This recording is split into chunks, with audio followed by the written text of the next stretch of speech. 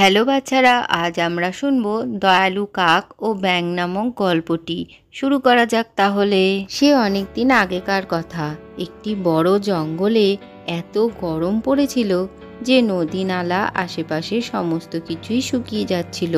গরমের কারণে পাখিরা পশুরা কেউই তাদের বাসা থেকে একেবারেই বাইরে যেতে পারছিল না। ফলে তারা ঠিকমতো খাবার আর জলও পাচ্ছিল না। কিন্তু এক ছিল কালু কাক। সে জলের সন্ধানে জঙ্গলে এদিক ওদিক ঘুরতে থাকে। জলের সন্ধান করতে করতে কালু অনেক দূর চলে এসেছিল। আর সে বসে বসে বলতে থাকে, হে ভগবান, কিছু একটু জলের ব্যবস্থা করে দাও। জল সেখানেও না পেয়ে কালু এবার এদিক ওদিক উড়তে থাকে। তার ডানাও খুবই ব্যথা হয়ে যায়।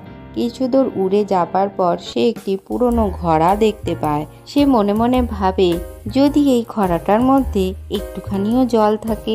আর সে ঘড়ার মধ্যে উঁকি দিয়ে দেখে সত্যিই সেখানে অল্প জল রয়েছে। ছোটবেলায় সে তার বাবার কাছে গল্প শুনেছিল, একটা একটা করে পাথর এই জলের মধ্যে ফেললে সেই জল ওপরে উঠে আসে। এই কথা ভেবেই সে একটি একটি করে পাথর সেই ঘড়ার মধ্যে ফেলতে থাকে। ঘড়ার জল যে ওপরে এসেছে, সাথে সাথেই একটি ব্যাঙ সেই ঘড়া থেকে বাইরে বেরিয়ে আসে। আরে ব্যাঙ, তুই এখানে কি করছিস? আরে কাক, তুমি তোমার কাছে ভগবানের মতো। কালকে আমি খাবার খুঁজতে খুঁজতে এই ঘড়ার মধ্যে পড়ে যাই আর কিছুতেই উঠতে পারছিলাম না। আজ তোমার জন্য আমি বাইরে বেরোতে পেরেছি।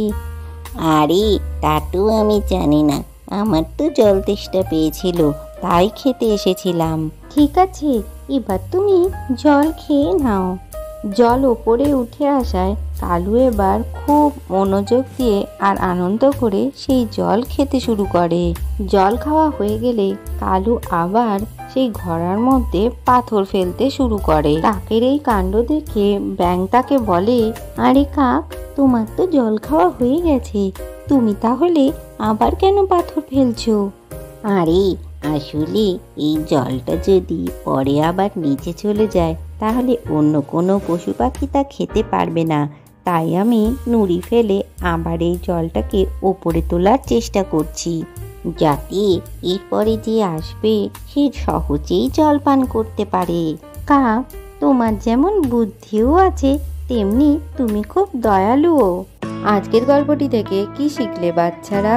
কেউ বিপদে পড়লে অবশ্যই তাকে সাহায্য করা উচিত। ভিডিওটি ভালো লাগলে চ্যানেলটিকে লাইক ও শেয়ার করে সাবস্ক্রাইব করে দিও।